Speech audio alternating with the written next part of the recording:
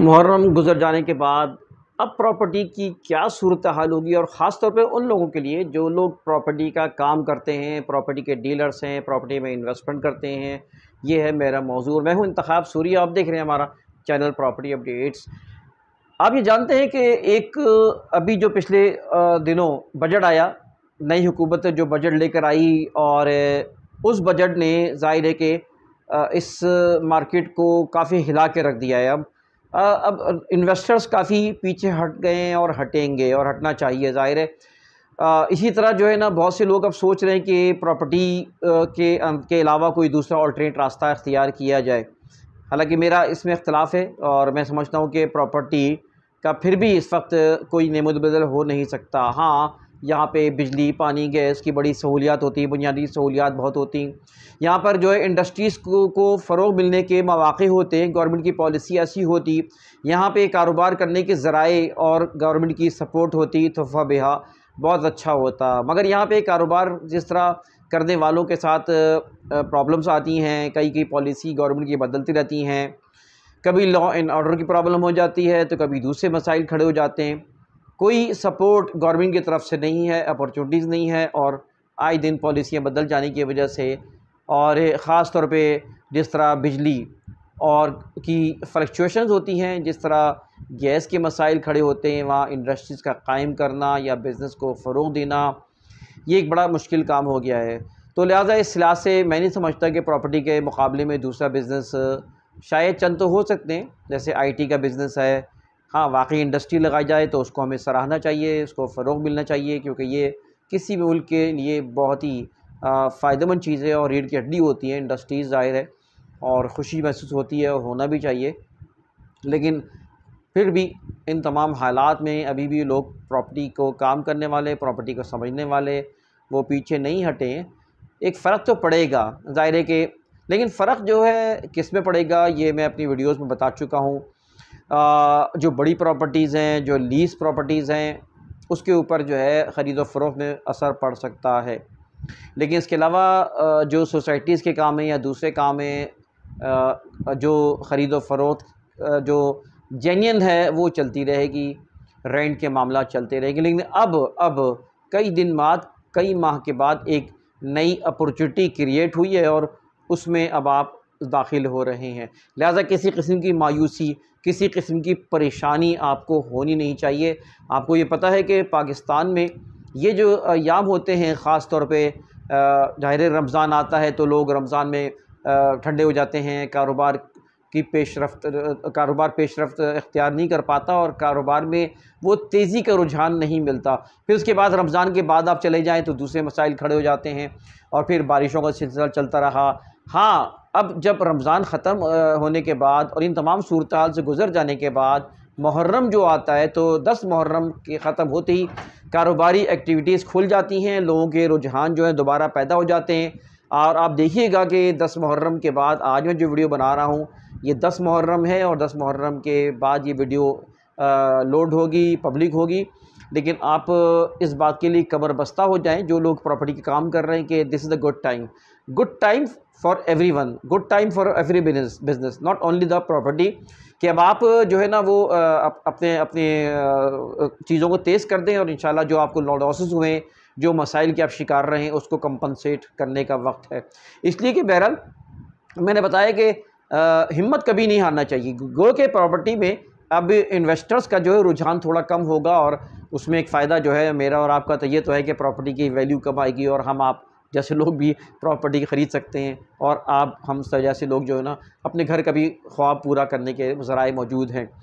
लिहाजा इस सिचुएशन के अंदर ये तो एक पॉजिटिव चीज़ है, और अल्लाह करे ऐसा हो। मैं तो कहता हूँ कि यार अल्लाह के, मैं प्रॉपर्टी का काम कर रहा हूँ, लेकिन मैं किसी लालच से हट कर मैं ये कहता हूँ कि आम आदमी, गरीब आदमी, मुतवस्सित तबके तक उसके ऊपर उसका ये हक़, रोटी कपड़ा मकान जिसे कहते हैं, मकान की जो है ना अपना घर होना चाहिए। और इस महंगाई में किराया एक अज़ाब है लोगों के लिए।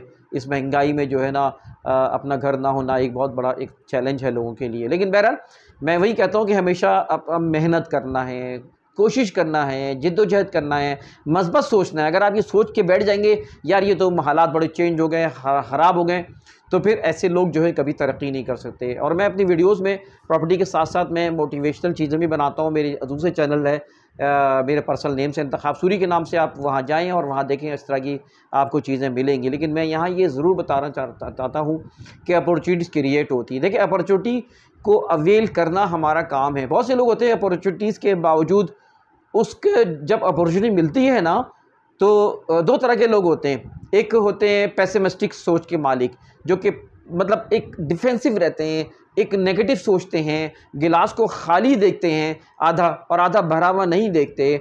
तो ऐसे लोग क्या आते हैं, किसी अपॉर्चुनिटी से भी डरते हैं, किसी ऑफ़र से भी डरते हैं। लेकिन जो ऑप्टिमिस्टिक सोच रखने वाले हैं, जो बोल्ड सोच रखने वाले हैं, जो मस्बत सोच रखने वाले हैं, जो हिम्मत करने वाले हैं, जो आगे बढ़ने वाले हैं, जो मेहनत करने वाले हैं, जो नए नए रास्ते निकालना चाहते हैं, निकाल सकते हैं, ये वही लोग होते हैं जो कि ऑप्टिमिस्टिक होते हैं। ये वो लोग होते हैं जो कि किसी मुश्किल और मुसीबत से भी अपना कोई अच्छा रास्ता निकालते हैं। आप यकीन जानिए, कभी आपको कोई मुश्किल में पेश आ जाए, मैंने देखा एक साहब जो है, जो कि उनकी प्रॉपर्टीज़ में एक बड़ा लॉस हो गया, और वो बिल्कुल यानी इंतहाई मतलब उसमें चले गए, मायूसी कैफियत में चले गए, डिप्रेशन में चले गए, और उन्होंने कहा कि अब मैं कैसे इस बात को काम करूं। लिहाजा एक बहुत बड़ी टीम थी, उनके साथ काम कर रही थी। उनके पास दो रास्ते थे, या तो अपना दफ्तर बंद कर देते, और अपना दफ्तर बंद करके वो इस काम को बंद करके और छुटकारा हासिल कर लेते। तो उन्होंने अपने दफ्तर के लोगों को बुलाया और समझाया, सबको एतमाद में लिया। उन्होंने कहा, यार दोस्तों, बात यह है तो साथियों कि आप मेरे से इतने अरसे से मेरे साथ चल रहे हैं, लेकिन मौजूदा हालात में पिछले अरसे में जो मुझे लॉसेस हुए हैं, बड़े लॉसेस हुए हैं, अब मैं सर्वाइव नहीं कर सकता शायद। लेकिन आप लोग ये बात समझ लें, अगर आप मेरा साथ देना चाहते हैं तो आप लोगों को भी मेरे साथ इस मुश्किल से वक्त गुजारना पड़ेगा। हो सकता है कि आपकी सैलरीज़ भी कम मिलें, हो सकता है वक्त पे सैलरीज़ भी ना मिलें, हो सकता है कि आपको जो है ना कमीशंस वगैरह का भी मुश्किल पेश आए, हो सकता है कि आपको इतने प्रॉस्पेक्ट्स ना मिलें जो पिछले अरसे मिलते रहें, इसलिए कि आपका ओनर जब खुद मुश्किल में है, आप प्रोजेक्ट्स को उस तरह चला नहीं सकते हैं, प्रोजेक्ट्स को बंद कर रहे हैं, लिहाजा ये मुश्किल में आप शायद ना कर सकें। लेकिन अगर आप समझते हैं कि इस वक्त मेरा साथ दे सकते हैं, तो हम इंशाअल्लाह ताला किसी न किसी तरह खड़े हो जाएंगे। मुझे ये यकीन है, उम्मीद है कि हम मेहनत करेंगे और इंशाअल्लाह हम आगे निकल आएंगे। फिर आखिर सबको उसने कन्विंस किया, एतमाद भी लिया, सब लोग तकरीबन उसके साथ हो गए, और फिर आखिर कुछ अरसे में ही वो दोबारा ख़ुद भी खुशहाल हो गए और उसके साथी भी। ये रास्ता था एक ऑप्टिमिस्टिक सोच का। तो लिहाजा मैं यही कहता हूँ कि अगर आप लोग काम कर रहे हैं, आप लोग बिज़नेस कर रहे हैं, प्रॉपर्टी का काम कर रहे हैं, आपकी स्टेट एजेंसी, आप अखराजात चला रहे हैं, सब कुछ कर रहे हैं, this is the good time, it has come. कि अब आपने जो पिछले 6-8 महीने गुजारे हैं ना, उसमें ये अच्छा टाइम है। इसमें आप बावजूद उन पॉलिसीज़ के आप काम कर सकते हैं। जेन्युइन कस्टमर्स अभी मौजूद हैं, रेंट के सौदे अभी मौजूद हैं, प्लॉट्स की ख़रीदो फ़रोख्त मौजूद है। बहुत सी जगहें ऐसी हैं जहाँ पे प्रॉपर्टी नीचे आई है, वो वहाँ पर भी उठाने का वक्त है। और बहुत सी जगहें ऐसी हैं जहाँ नई अपॉर्चुनिटीज़ क्रिएट हो रही हैं।